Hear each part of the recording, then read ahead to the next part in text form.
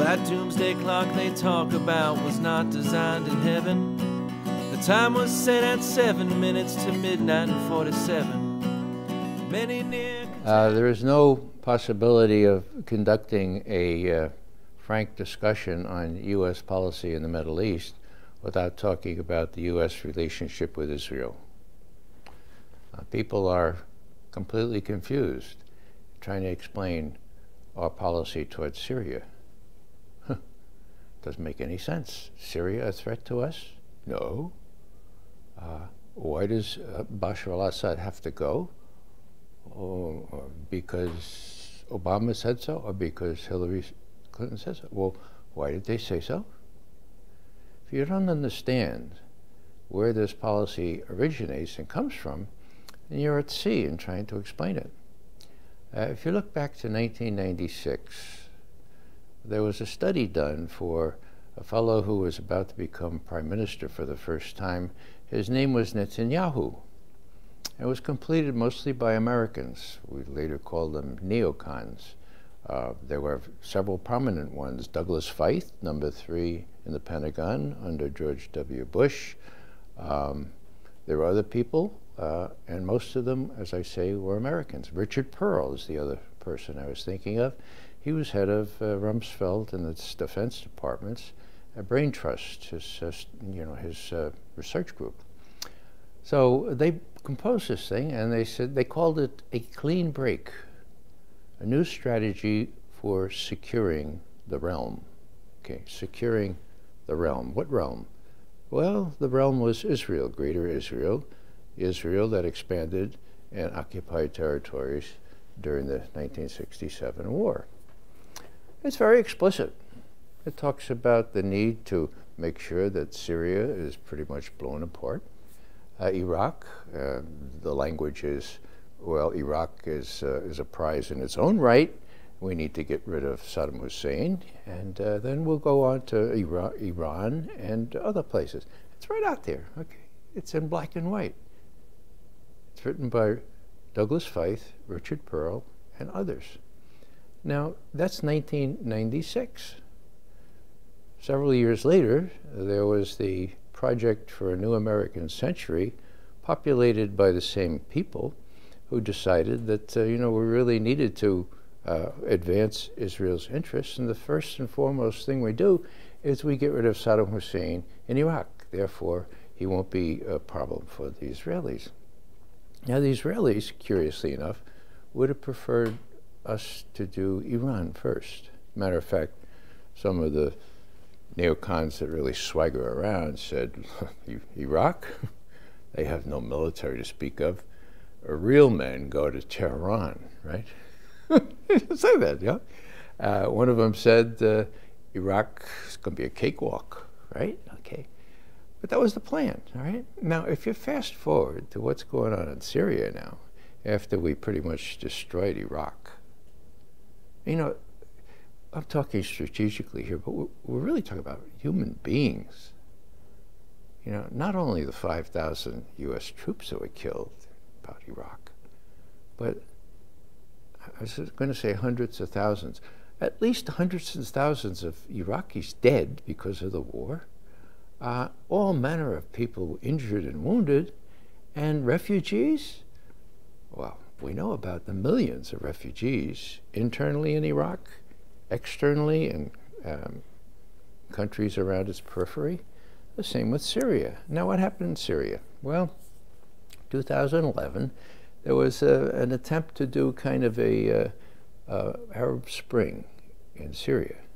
There had been economic difficulties, there had been drought, and there had been people that said, hey, we ought to take advantage of this opportunity in Tunisia and in Cairo. Let's see if we can get a little bit more democracy here. Immediately, that was seized upon by people who wanted to do Bashar al-Assad in, including Hillary Clinton and, by extension, Obama. So what happened? Well, we started finding moderate rebels to support.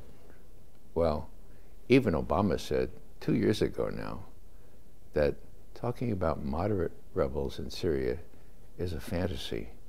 fantasy, his word. All of a sudden, as if, well, like Lazarus coming out of the tomb, moderate rebels have been resurrected now, okay? We're supporting them again, except for some new qualitative difference that came about as a result of the Russian intervention. Now, the background is that we, in my view, cannot understand U.S. policy toward the Middle East, and specifically Syria, without understanding how our policymakers brag, virtually brag, not virtually, really brag, about there being no daylight, no daylight between the policies of the United States and the policies of Israel. That doesn't do us any good among the Arab states out there, okay? So if that's the case, why is it that our president, Barack Obama, decided on August 20, 2012, to draw a red line, okay? Now, we all knew that Syria had chemical weapons. They were left over from when they got supplied by various and sundry. There was never any suggestion they were going to use them. It would be suicide immediately because the Israelis would nuke them or whatever.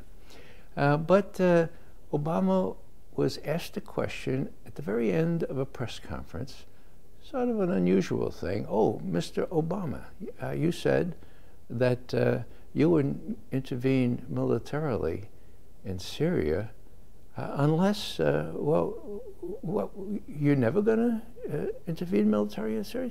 And then Obama, as if reading a script, said, well, if the Syrians were to use or even just to move their chemical weapons, then I would draw a red line there, his words, okay? Then I would change my calculus, I would change my approach to Syria. Red line for us is we start seeing a whole bunch of chemical weapons moving around or being utilized. That would change my calculus. Yeah, intimating that, well, there would be U.S. military intervention. Now, who told Obama, who gave Obama that question and told him the answer? I don't know, but it's a safe guess it was Hillary Clinton, okay?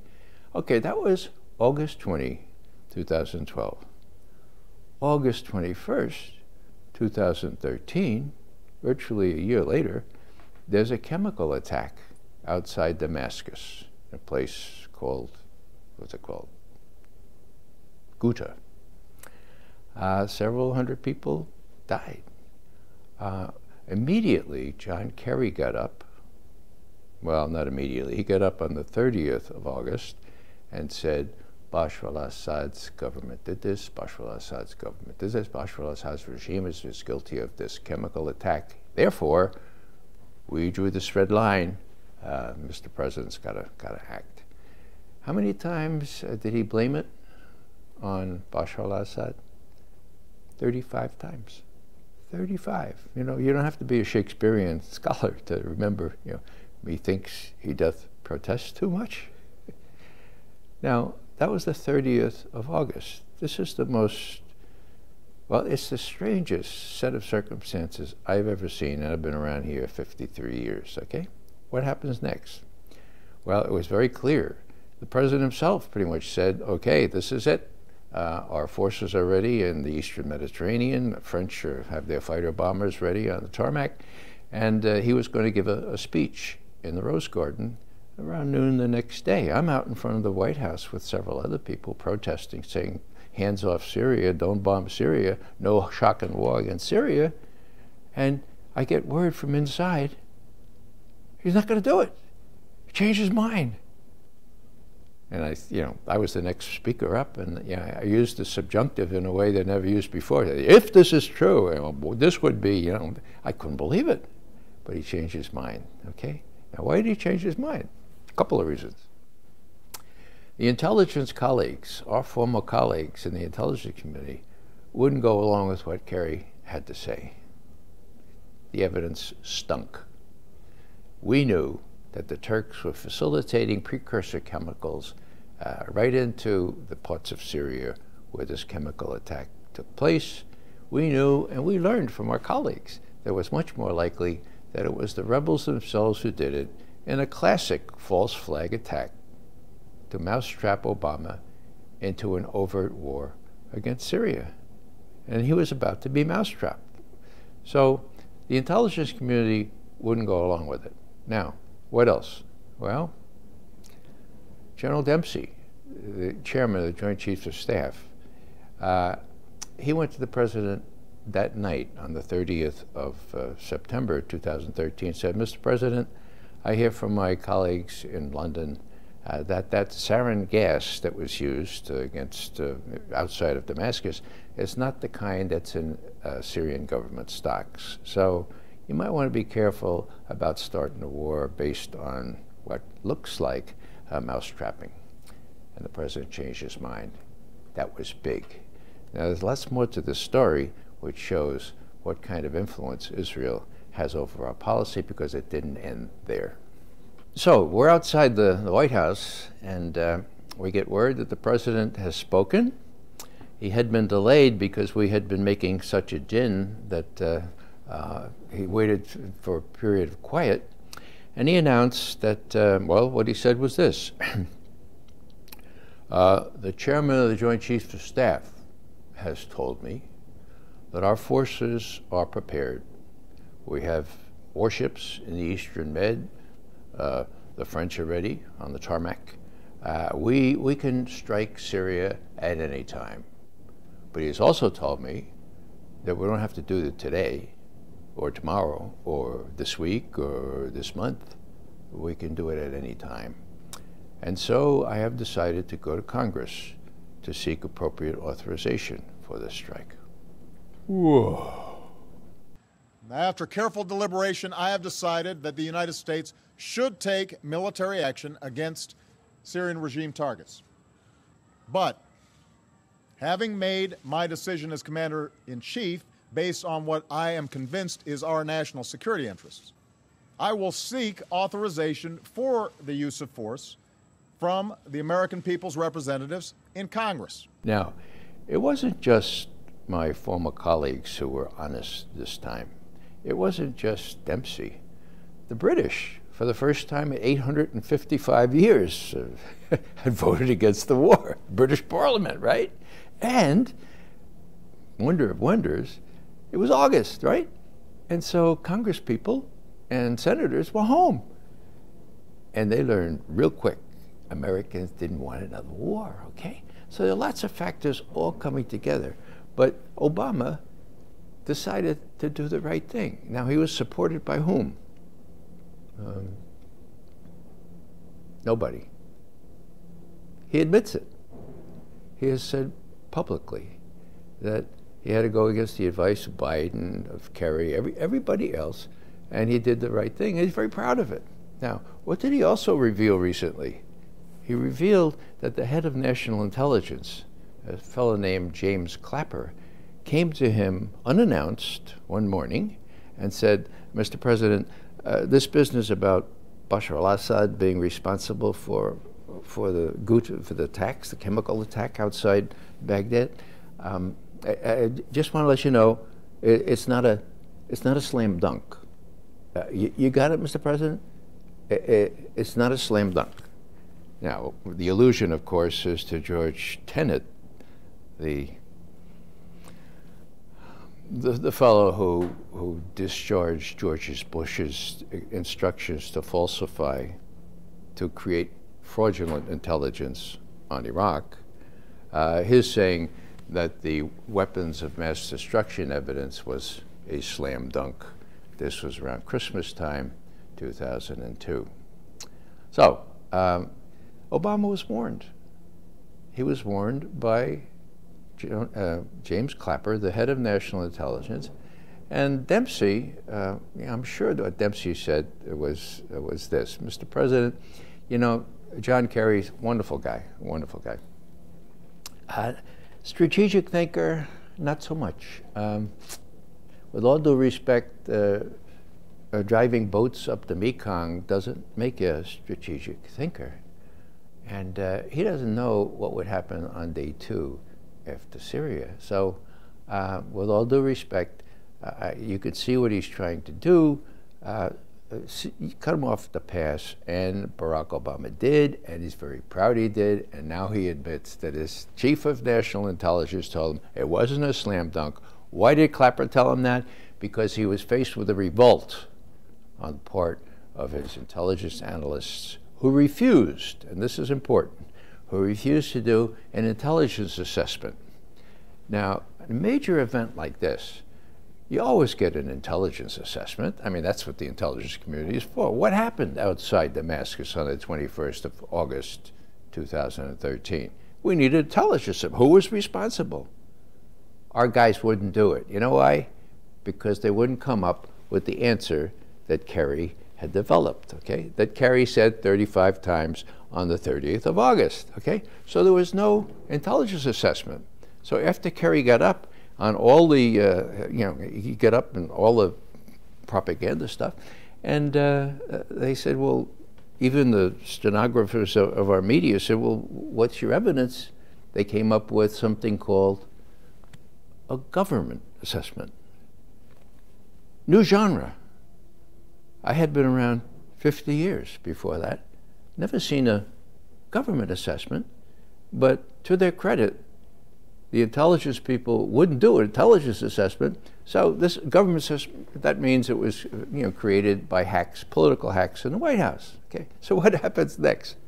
Well, Kerry goes before Congress on the 3rd of September. So we're talking 3 days after the president decided, no, we're not going to do this, right? That's the 31st of August. And he says, we still need to retaliate. We did this red line, and we got to do this. And besides, the moderates are winning, are beginning to win, got the upper hand. Now, he was before the Senate Foreign Relations Committee, which was really gung-ho, to have this attack, just as they're gung-ho to attack anybody. So what happens next? Well, on the 4th of September, the president arrives in St. Petersburg for one of those summits, right? And on the day of his arrival, Vladimir Vladimirovich Putin, the president of Russia, gets up and he says,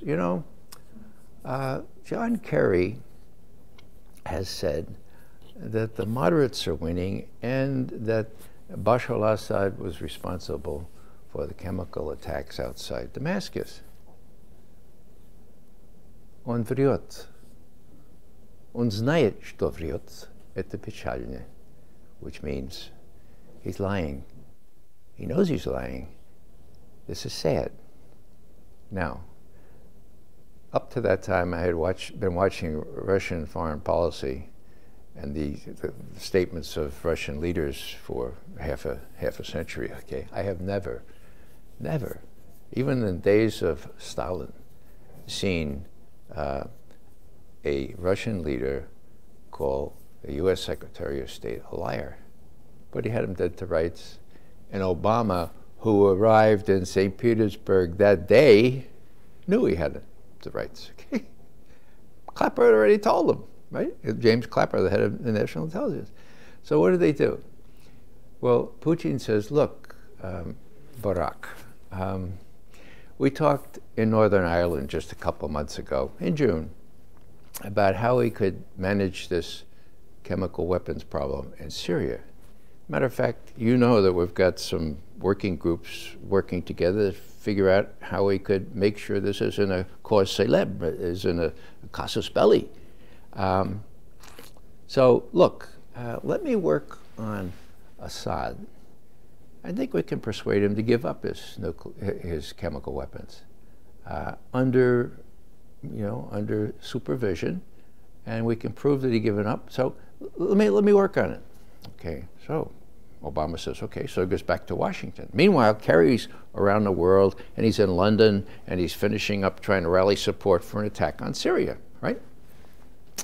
So what happens is that Kerry gets up in London and says, look, the red line has been violated. If we don't move against this terrible threat to us all, now it'll be too late. And then finally somebody asks him a question from the audience, last question, okay, in London, okay? This is, I think, around the 7th of September, 2013. Mr. Kerry, is there nothing that Bashar al-Assad can do to prevent himself from Syria from being shocked and awed?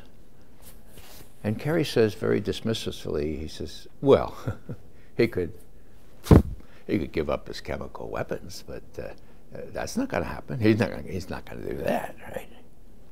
So everybody said, oh, okay. So he gets on a plane, and he gets a call from President Obama. John, sorry for not calling you in on this, but we've got this deal with the Russians now. We've agreed that tomorrow the Syrians are going to announce that they're going to give up all their chemical weapons for destruction. So I want to check in with you when you arrive, but then I want you to go back the next morning to Geneva to conclude this agreement. These working groups that you know we had these working, well, they're already, we can do this thing in a week. Kerry says, oh, okay. He goes back to Geneva and concludes. Now, most Americans don't know any of this.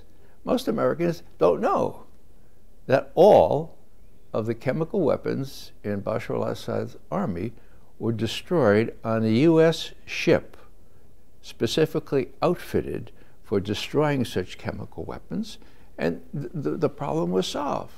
Now, this is key, this last little part of it. Well, two last things here.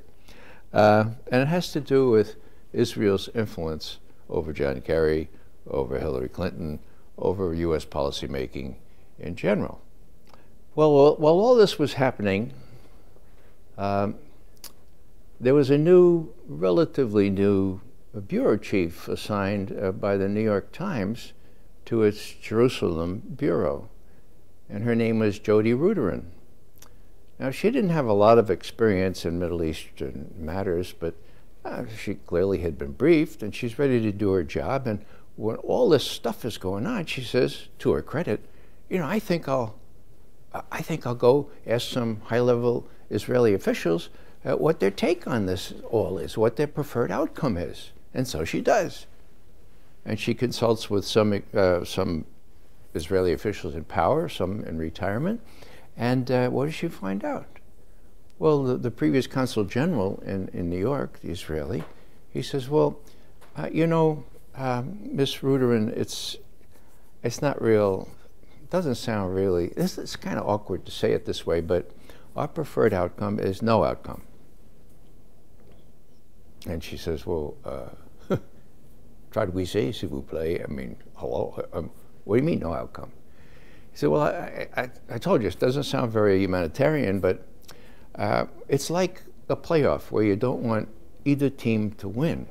You don't want them to lose either, but you'd prefer to see kind of a draw.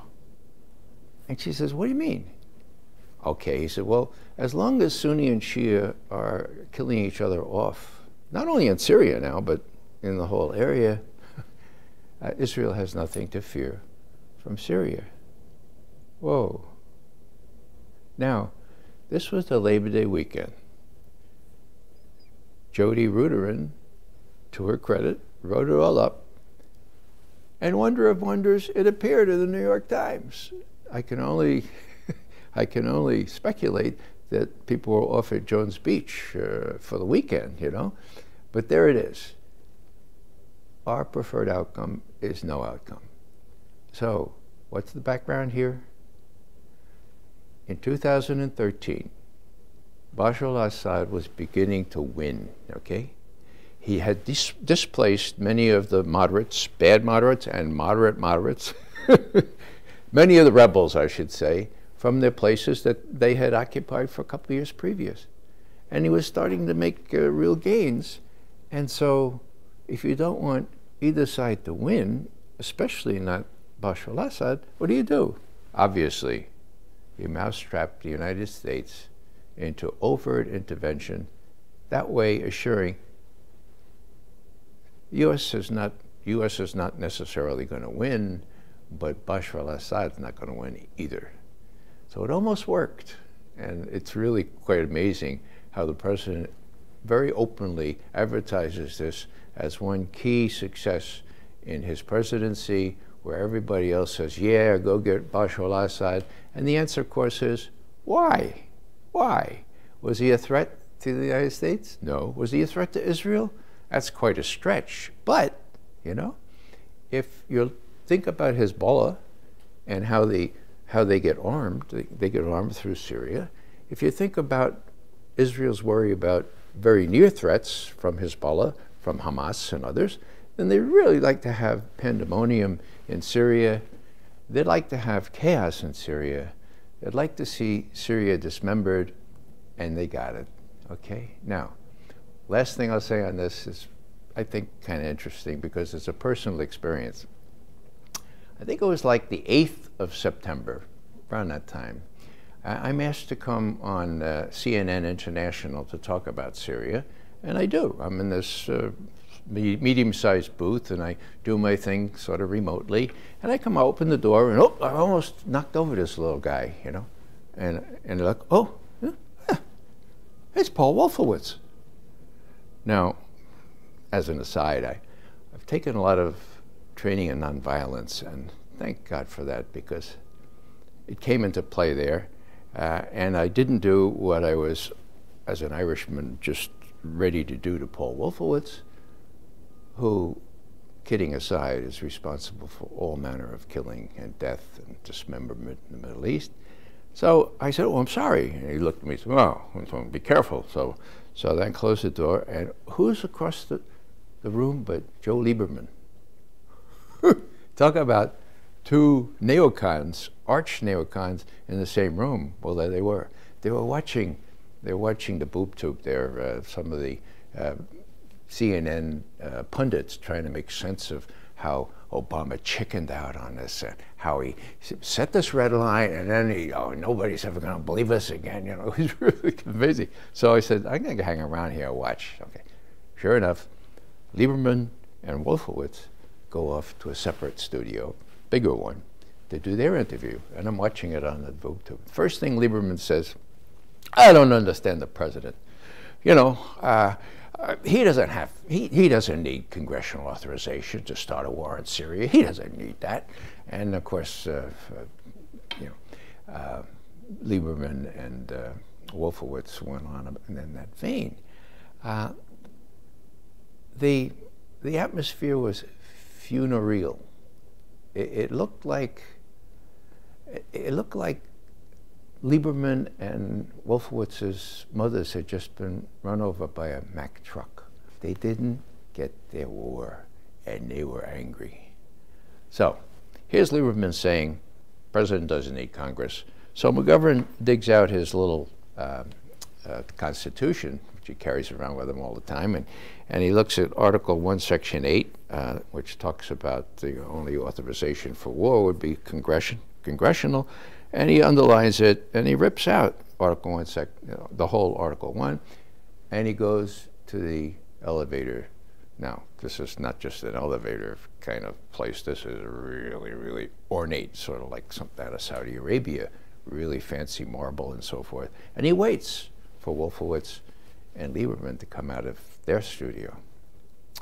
Now, you have to know Washington culture, and namely that it's not possible, it's not permissible to forget somebody who might be important, you know, who you see. So I came on, I said, Joe, Paul, Ray McGovern. And they said, oh yeah, oh Ray. So I shake Lieberman's hand, I was like, now, Joe, hold on for a second, Paul. Joe, you know, I couldn't believe you. You've been in Congress for, what, 24 years? And you don't know that the president needs congressional authorization to make a new war? You don't know? So here, I pulled out Article 1, Section 8 here.